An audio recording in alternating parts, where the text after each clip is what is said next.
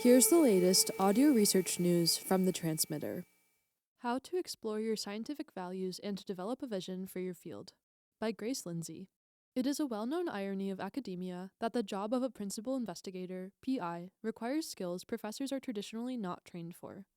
From teaching and mentoring to project managing and budgeting, PIs are required to know many things that don't come up during the pure research they do as PhD students and postdoctoral researchers.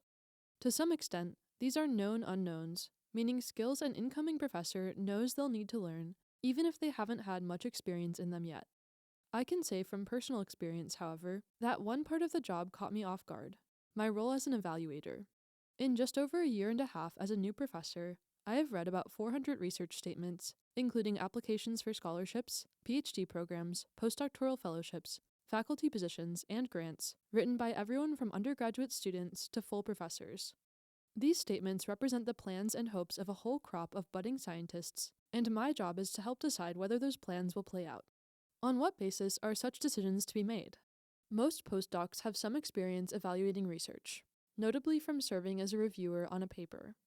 For journal reviews, the task is constrained, the standards are somewhat clear, and the outcome is a full report detailing any concerns, which is returned to the authors and an editor.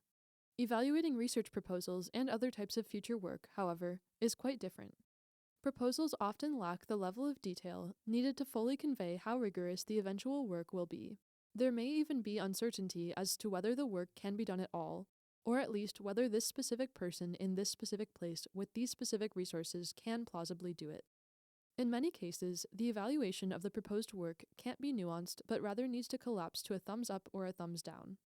I have come to appreciate that, most importantly, evaluating planned work requires a set of scientific values. What kind of work do you want produced? In which direction do you think the field should go? What influence do you want to see more of? And how much should you let your own personal preferences and interests guide your decision? Answers to these questions require pulling from a driving vision for your field, something most new PIs haven't had time to develop. In neuroscience, these questions manifest in many ways. My work, for example, straddles the border between neuroscience and artificial intelligence, so I frequently need to consider how much I value neuro-AI proposals that focus on biological fidelity versus those that draw more from computer science topics. When judging computational work, I also need to consider what may bring bigger returns, exploring a bold new theory of brain function or hammering out the details of an existing one. Lastly, I need to weigh the value of a mathematically elegant approach against one that is ugly but might be able to achieve more. Because PIs are also required to judge work outside their own domain, it is important to have a rubric for assessing quality more generally. Fortunately, many issues that we consider within our own fields are also applicable more broadly. The lumpers versus splitters debate, for example, whether one should try to unify different examples by using only broad categories or divide them into even smaller ones, applies across research topics at many levels, ranging from cell types to psychological capacities. Being able to assess when lumping may be more useful than splitting, or vice versa, can therefore have broad utility.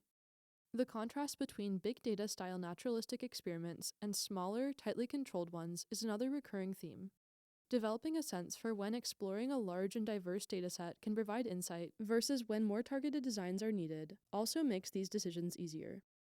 Even more challenging, these evaluations cannot be made in isolation.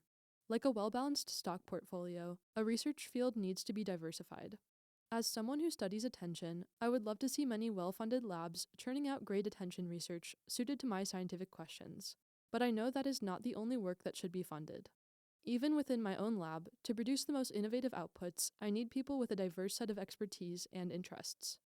So, when evaluating research proposals, it is important to keep a bigger picture in mind, to recognize when certain research areas aren't getting the resources they deserve, and to determine that a given topic may be oversaturated.